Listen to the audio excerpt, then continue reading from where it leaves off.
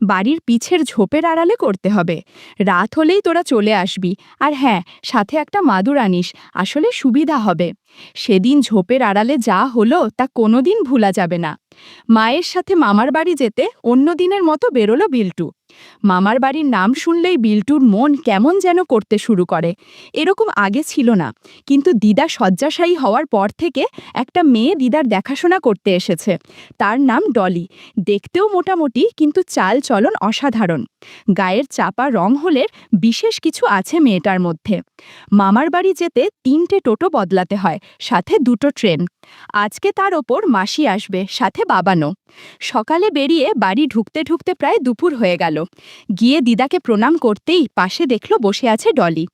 ডলি ওই কয়েকদিন বিল্টুকে দেখে আর চোখে।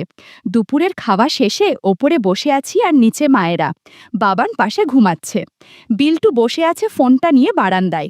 হঠাৎ নিচে গলার আওয়াজ পেয়ে বিল্টু বারান্দা দিয়ে নিচে ঝুঁকে দেখল সবাই চেঁচামেচি করছে। বিল্টু নিচে গিয়ে দেখল দিদা খাট থেকে নামতে গিয়ে পড়ে গেছেন। মা আর মাসি তখনই দিদাকে নিয়ে চলে গেলেন হাসপাতালে। বাড়িতে বিল্টু আর ডলি একা রইল। ওপরে বাবান ঘুমাচ্ছে। ডলি সব সেরে স্নান করতে গেল, আর বিল্টু ওপরে ডলিকে বলল, আমি ওপরে যাচ্ছি, কিন্তু মাঝ সিঁড়ি অবধি উঠে আবার নেমে এলো। বাড়ির পিছন দিকে পাত কুয়ার পারে ডলি বসে স্নান করছিল। বিল্টু তার থেকে কিছুটা দূরে দাঁড়িয়ে আছে। মাঝে মধ্যে অস্বস্তিতে পড়তে হচ্ছিল ওকে। কিছুক্ষণ পর আস্তে আস্তে ডলির দিকে এগিয়ে ডলির পাশে দাঁড়াল। ডলি চমকে উঠে বিল্টুর দিকে দেখল। এমন অবস্থায় ডলি কি করবে বুঝে উঠতে না পেরে নিজেকে গুছিয়ে নিল আর বলল, দাদাবাবু, আপনি এখানে কি করছেন? বিল্টু বলল, বেশি চেয়ামেচি করিস না বুঝলি, এখানে এসে চুপচাপ বসে পড়। বিল্টুর কথা শুনে ডলি এসে বসল। বিল্টু বলল, আমি যা বলবো তুই তাই করবি। কোনো উপায় না পেয়ে ডলি বিল্টুর কথা মেনে নিল। বন্ধুরা, ইউটিউবের কড়া নিয়মের কারণে এসব ঘটনা সরাসরি বলা যাচ্ছে না। তোমরা কমেন্টে দেয়া লিংক থেকে আমার ওয়েবসাইট ভিজিট করো। সেখানে একদম মনের মতো গল্প দেয়া আছে, যেগুলো ইউটিউবে পাওয়া যায় না। বেশ কিছুক্ষণ গল্প করে বিল্টু ক্লান্ত হয়ে পড়ল। বিল্টু ডলিকে বলল, কাউকে বলবি না, আজ থেকে যখন মনে হবে তখন গল্প করতে আসব। কি মনে থাকবে তো? ডলি বেশ মাথা নেড়ে বলল, হ্যাঁ বিল্টু বাবু। তারপর বিল্টু ওপরে উঠে এলো। ফোনের ভিডিওটা কেমন হয়েছে দেখতে যেতেই মা ফোন করল। মা বলল, শোন বাবা, তোর দিদাকে হসপিটালে ভর্তি করা হয়েছে, তো আমি আর তোর মাসি আজ রাতটা এখানেই থাকবো। তুই বাবানকে একটু সামলে রাখিস আর ডলিকে বলিস রান্না করে দেবে। কথাগুলো শুনে বিল্টুর মন আনন্দে ভরে উঠল। আচ্ছা মা, তোমরা সাবধানে থেকো, বলে ফোনটা কেটে দিল। একটু শুয়ে থেকে দুপুরের কথাটা মনে পড়তে শুরু করলো। বাবানের দিকে তাকিয়ে দেখল সে এখনো ঘুমাচ্ছে। সে আস্তে আস্তে নিচে নেমে এলো। নিচে ঠাকুমার ঘরের পাশেই একটা চৌকিতে শুয়ে থাকে ডলি। বাবান ডলির বিছানার পাশে এসে দাঁড়াল। ডলি তখন একখানা ম্যাক্সি পরে ঘুমাচ্ছিল। ওকে দেখে বিল্টুর মনে অদ্ভুত টান লাগলো, নিজেকে সামলাতে কষ্ট হচ্ছিল। বন্ধুরা, ইউটিউবের কড়া নিয়মের কারণে এসব ঘটনা সরাসরি বলা যাচ্ছে না। তোমরা কমেন্টে দেয়া লিংক থেকে আমার ওয়েবসাইট ভিজিট করো। সেখানে একদম মনের মতো গল্প দেয়া আছে, যেগুলো ইউটিউবে পাওয়া যায় না।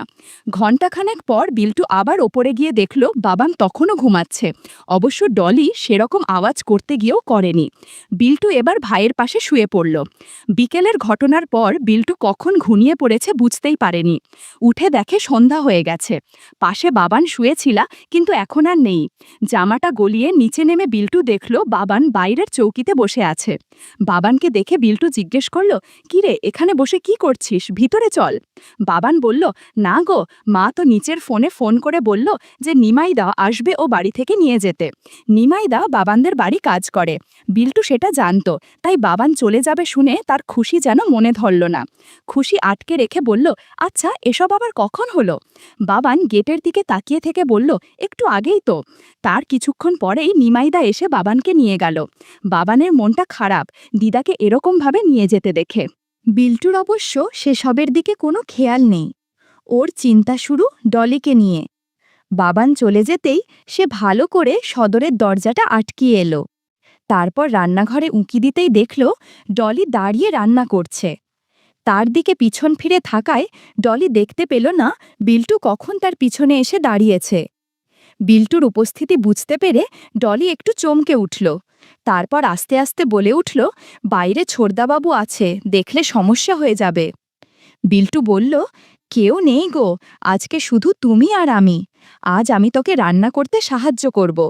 তুই একা সংসারের কাজ সামলাতে গিয়ে হিমশিম হয়ে পড়িস। কথাগুলো বলে বিল্টু ব্যাগ থেকে জাম্বুরা বের করল। বন্ধুরা বুঝে তো কি বলতে চাচ্ছি? বিল্টু বলল, আমি লাউ দুটো রান্না করছি, তুই খুন্তি নিয়ে একটু ডাল ঘুঁটে দে। ডলি বলল, সাবধানে করবেন বিল্টু বাবু, কেউ যদি জানতে পারে তাহলে সমস্যায় পড়ে যাব। ঘণ্টাখানেক রান্না করতে করতে কখন যে সন্ধ্যা হয়ে গেছে বোঝাই গেল না। শেষমেশ মাংস কষিয়ে আজকের মতো রান্না শেষ করল।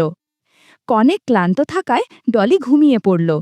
এদিকে বিল্টু জেগেছিল, তাই জানলার বাইরের খচমচ আওয়াজটা হঠাৎ কানে যেতেই উঠে বসল বিল্টু। পাশের টেবিল থেকে টর্চটা নিয়ে ওপরের বারান্দায় যেতেই দেখল পাশের গলিতে কারা যেন কি করছে। একটা মেয়ে আর একটা বয়স্ক লোকের কথা কানে আসছিল। বিল্টু সেদিকে টর্চ মারতেই অবাক হয়ে গেল। এই কি দেখছে সে? পাশের বাড়ির কেয়া বৌদি ওপাড়ার বিশু কাকু কি যেন করছে। টর্চের আলো পড়তেই দুজনে তড়িঘড়ি করে পালিয়ে গেল। পরদিন সকালে বিল্টুর ঘুম ভাঙল অন্য দিনের চেয়ে তাড়াতাড়ি। ঘুম থেকে উঠে বসে পাশে দেখল ডলি পাশে শুয়ে আছে। বল্টু উঠে ডলিকে ডেকে উঠালো আর নিজে ফ্রশ হতে চলে গেল। কিছুক্ষণ বাদে বিল্টুর মা এলেন। ততক্ষণে বিল্টু আবার ভালো ছেলে হয়ে গেছে। মায়ের কাছ থেকে দিদার খোঁজ খবর জানল। মা বলল, এখন কয়েকদিন বিল্টুকে এখানেই থাকতে হবে, আর তিনি রাতে দিদার কাছে থাকবেন। বিল্টু মুখে কিছু বলল না, কিন্তু মনে মনে অনেক খুশি ছিল। ডলি আজকে সামান্য খুঁড়িয়ে হাঁটছিল দেখে বিল্টুর মা প্রশ্ন করলেন, কি হয়েছে? তাইতে সে বলল যে কাল উঠোনে পড়ে গেছে। বিল্টুও একই কথা বলল। সন্ধে হতে বিল্টুর মা চলে গেলেন হাসপাতালে। এদিকে বিল্টু বেশ কিছুক্ষণ ডলিকে রান্না কাজে সাহায্য করল। দিয়ে বেশ কয়েকবার রান্না করার কারণে ডলি আর পেরে উঠছিল না। তাই আর বিশেষ কিছু না করে বিল্টু ওপরে উঠে গেল। কি করবে ভাবতে ভাবতে বাড়ির পিছনের অন্ধকারটায় চোখ গেল। আজকেও বিশ্বকাকু দাঁড়িয়ে আছে। এটা দেখে বিল্টুর মাথায় একটা বুদ্ধি আসলো। পিছনের জায়গাটা খুবই অন্ধকার, কাউকে দেখা যায় না।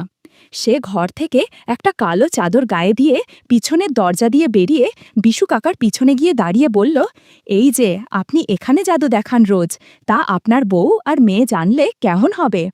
বিশু কাকা ভয় পেয়ে ছিটকে গিয়ে বলল, কে কে বলল? বিল্টু এবার একটা জোরে হাসি দিল, আর বিশু কাকা ভয়ে উল্টো দিকে দৌড়ে পালালো। মিনিট খানেক পর কেয়া বৌদি এলো। এসেই বিল্টুকে বিশু কাকা ভেবে তার সামনে বসলেন। কোনো ভূমিকা ছাড়াই গল্পের পর্যায়ে চলে গেল দেখে একটু অবাক হলেও বিল্টুর ভালোই হলো। যতই হোক বিশু কাকার গলার আওয়াজ তো সে নকল করতে পারবে না। জাদুর লাঠির জাদু দেখার সময় কেয়া বৌদি অবাক হয়ে গেল। বন্ধুরা, তোমরা বুঝেছ তো কিসের জাদু? সে জিজ্ঞেস করল, আজকে আবার কোন বাবার থেকে ওষুধ খেয়ে এসেছ? বলে বিল্টুর জবাবের অপেক্ষা না করে আবার বলল, আজকে কেমন যেন আলাদা লাগছে। বিল্টু এবার দেখল আর উপায় নেই। শেষে বলল, বিশু কাকা তো ভয়ে পালিয়েছে। কেয়া বৌদি এবার চমকে উঠল বিল্টুর গলার আওয়াজে। বিল্টু, তুই? বলেই দূরে সরে গেল আর ছুটে বাড়ির দিকে চলল।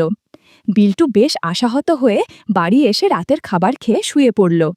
পরদিন সকালে ডলি এসে বলল, কেয়া বৌদি বিল্টুকে তার বাড়ি ডেকেছে। বিল্টু তৎক্ষণাৎ উঠে কেয়ার বৌদির বাড়ির দিকে পা বাড়ালো।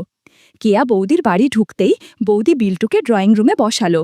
কেয়া বৌদিকে আজ অনেক সুন্দর লাগছে। একটা হালকা রঙের শাড়ি পরেছে, সাথে হাতাকাটা লাল ব্লাউজ, চুলটা খোলা আর হালকা লিপস্টিক। কেয়া বৌদি বলল, তুই কি জানিস আমার আর বিশুর সম্পর্কে? বিল্টু বলল, সে জানার কি আছে, সেদিনই তো দেখলাম। আজকে সকালে তো দাদার সাথে দেখা হয়েছিল, ভাবলাম তোমাদের কথা বলে দেই। কেয়া বৌদি বলল, না দয়া করে বলিস না। বিল্টু বলল, আচ্ছা তাহলে আমি কি পাবো না বললে? কেয়া বৌদি বলল, তোর দাদা কিচ্ছু পারে না।